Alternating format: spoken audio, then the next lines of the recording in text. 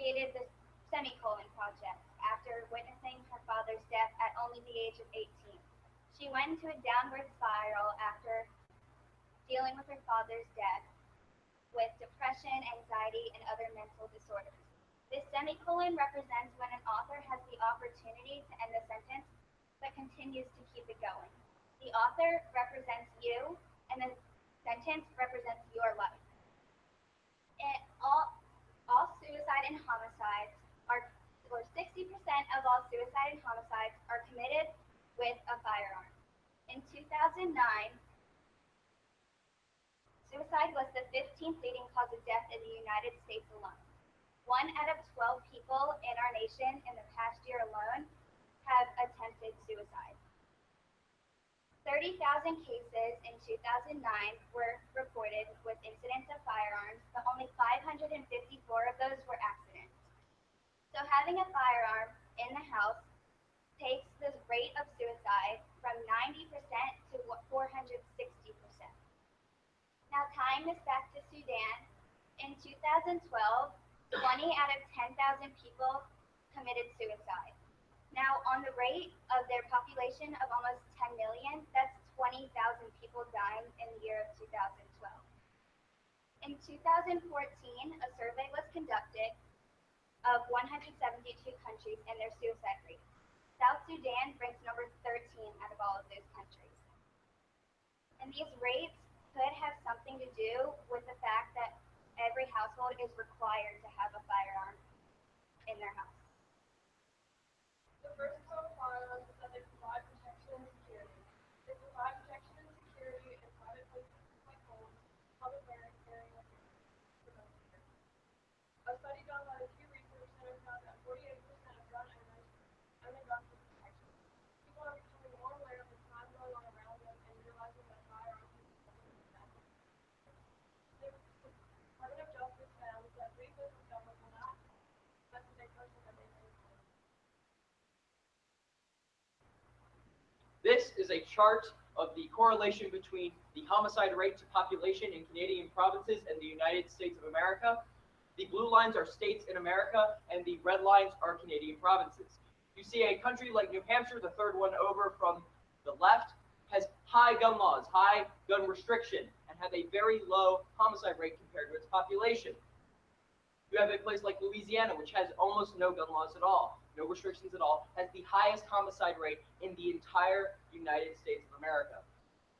Places like Quebec, the highest populated place in Canada, has the second lowest homicide rate in between the United States and Canada because it's such high gun regulation and such high gun laws. Over the past 30 years, Hawaii, North Dakota, and New Hampshire are the only states that have not had a mass shooting. That means every single other state has had a mass shooting in a city or somewhere in their state. It shows direct correlation between gun laws. We're reflecting the homicide rates of population because California, the most densely populated and most highly populated between all of Canada and the United States at 38 million people, has not the highest but not the lowest because of their gun laws and their population. They have not the highest homicide compared to its population. The next part of firearms is how they are important to the economic sector. Federal and state governments benefit from the money provided from the firearms industry. According to the NSSF, which is the National Shooting Sports Foundation, $5 billion in tax revenue was provided by the firearms industry. Furthermore, the firearms industry helps with unemployment rates. A study conducted by the NSSF shows that in 2015, over 280,000 jobs were added to the job spectrum nationwide by the firearms industry. More circulation of firearms in South Sudan will lead to the increased rate of terrorism. In fact, at the beginning of this month, in Pajbat, a small town located in South Sudan, innocent civilians were gunned down by machine guns by the Sudan People's Liberation Army in opposition.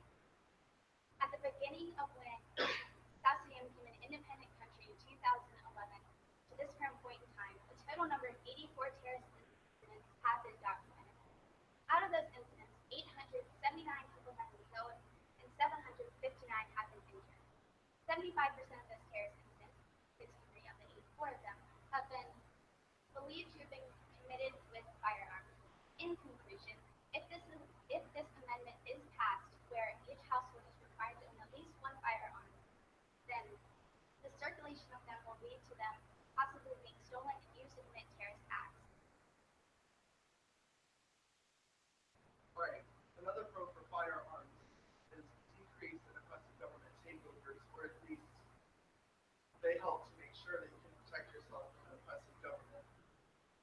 In the United States, we have the Second Amendment to the Constitution, which gives us all the right to bear arms. And many have the common misconception that this is solely and exclusively to protect your right to, have fun with your hobbies, target practicing and hunting and collect antique guns, when in actuality it is exclusively to protect us and allow us to protect ourselves from an oppressive government. Now, other countries around the world that are seen as oppressive, such as China, North Korea, Vietnam, and Saudi Arabia, all have very restrictive gun laws that prevent their population from owning and possessing firearms unless they are serving the armed forces. Here in the United States, we have a long-standing tradition of firearms being in the private sector that spans all the way back to pre-revolutionary times, when even before we had an established militia, we had a very well-armed population, which gave us the capability to turn ourselves from 13-year colonies under an oppressive ruler to a free and democratic nation. New research in general social services surveys say that every American owns at least one firearm, which means that every American adult owns at least one firearm. Children don't own the firearms. So there needs to be more regulations on who can own a firearm. If you have a mental illness, disability, or disease, then you should have to go through a test to see if you're at a certain mental stability to be able to own a firearm. In 2007, there was another survey that stated that 88.8 out of 100 people in America own a firearm. There's another way to look at these numbers. For example, 4.43% of Americans make up 4.43% of the world population, and Americans own 42% of the world's private owned firearms.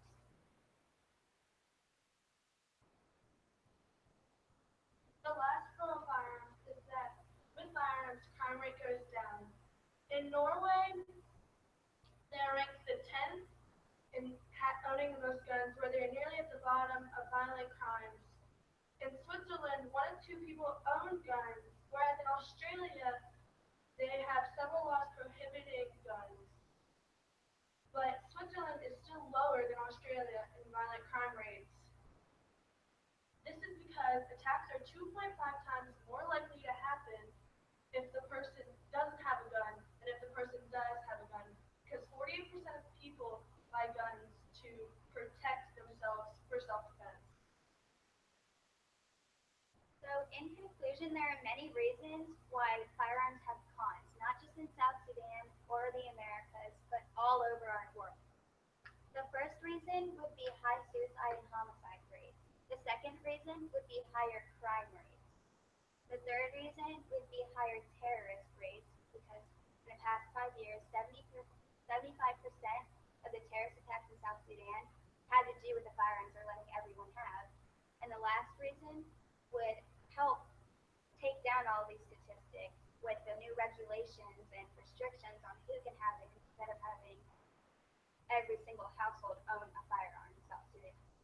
To dive back to Sudan, since South Sudan became its own country, violence has only been increased because of firearms, the readiness of firearms, and firearms have led to mass destability in all of Africa, in lots of places around the world that Europeans or any other nation that had firearm technology was able to influence. Because of this, our group believes that a low gun law at the beginning to have guns flow through the country is good until the country's government becomes stable and the police force can enforce more gun laws and more restrictions to have a safer a safer country for the population. The four pros of firearms are they provide a sense of security and protection, they're good for the economy, and they also protect over oppressive tyrannic governments, and they lower crime rates. For these reasons, my group and I feel that the nation of South Sudan should allow their citizens to possess firearms.